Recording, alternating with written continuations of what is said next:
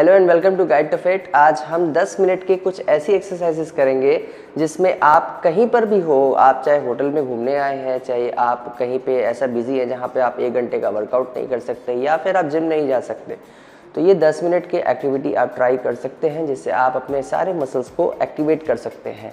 तो आइए जानते हैं हम किस तरह से कर सकते हैं। ये बहुत ही सिंपल एक्सरसाइजेस हैं, सिंपल टर्म्स में आप कर सकते हैं, कोई भी कर सकता है।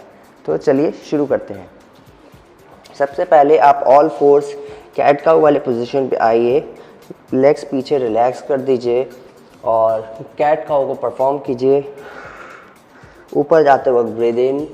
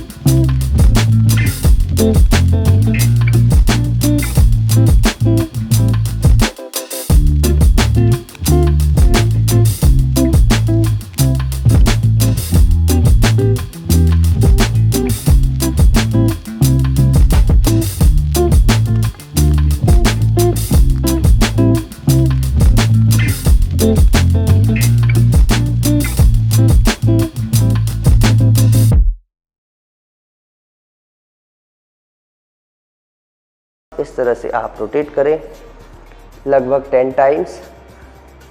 ये करने के बाद लेग्स को स्ट्रेट कीजिए, फिर इसको दोनों तरफ अप्रॉक्सीमेटली 20 टाइम्स टोटल आप दोनों तरफ घुमाइए। ऐसा करने से आपके हिप जॉइंट्स के अंदर में अगर किसी भी तरह की टाइटनेस है तो या स्टिफनेस है, वो आपको हल्का महसूस कराएगी, आपको थोड़ा सा बेटर फील होगा।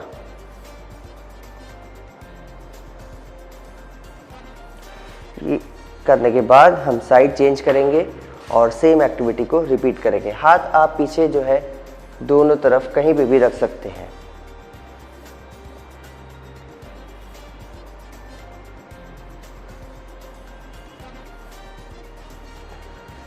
लेग्स स्ट्रेट करेंगे एंड सेम रिपीट करेंगे दोनों तरफ।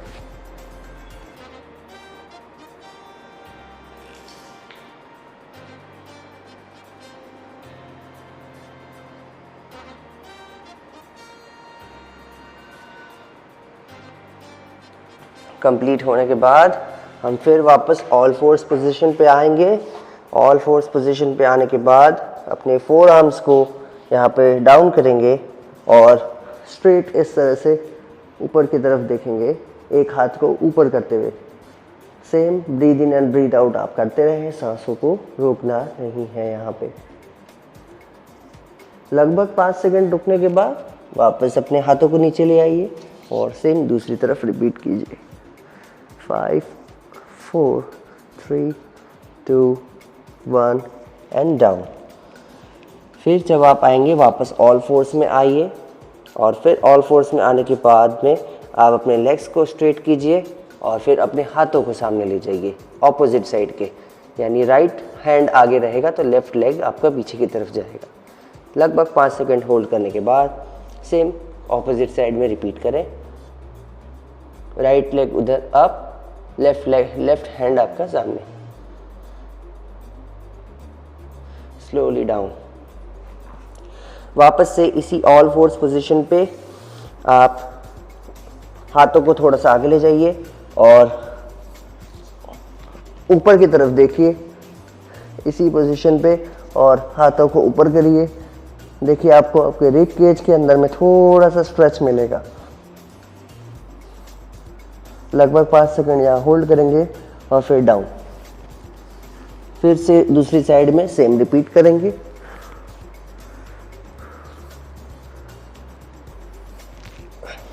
डाउन। वापस सेम इसी पोजीशन पे आप अपने फीट को क्लोज ले आइए और अपने नीज के अंदर में जो है डिस्टेंस बना लीजिए।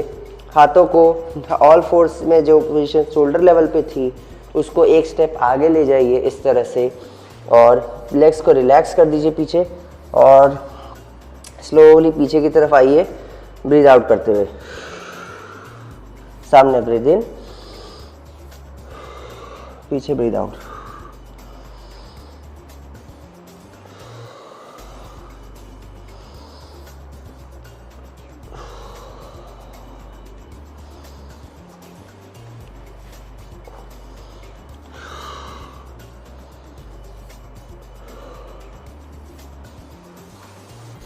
ये कंप्लीट होने के बाद वापस ऑल फोर्स पोजीशन पे, अब यहाँ पे आपको क्या करना है, आपको थोड़ा सा कोर को एंगेज करना है, यानी अपने एब्डोमिनल मसल्स को एंगेज करना है।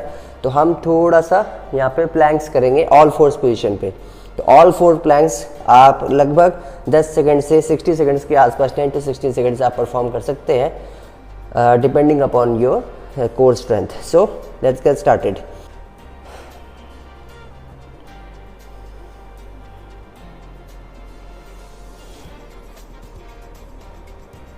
याद रखिए यहाँ पे आपको कोर को एंगेज रखना है, तो कोर आपका यहाँ लूज नहीं रहना चाहिए।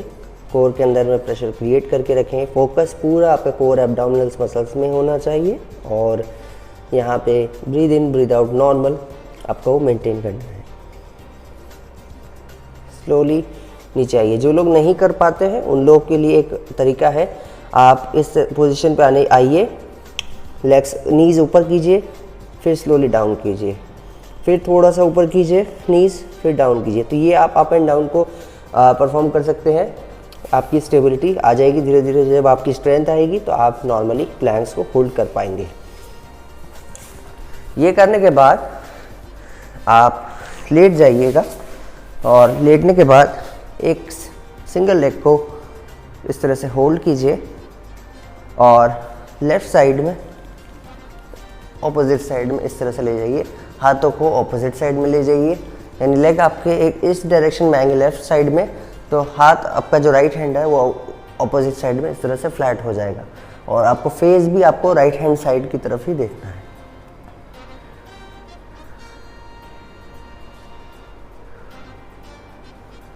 स्लोली रिलीज, लगभग 10 सेकंड के आसपास होल्ड करेंगे।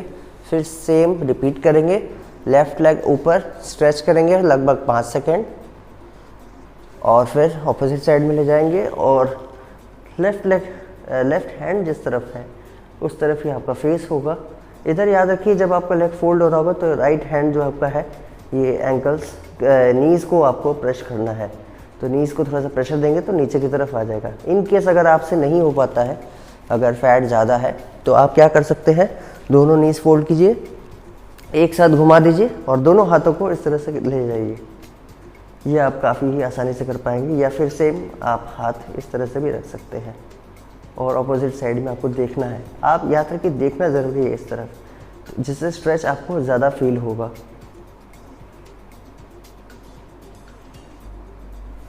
Same opposite side.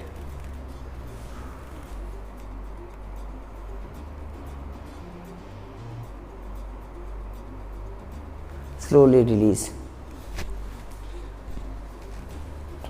यहाँ पे हम इस तरह से होल्ड करेंगे,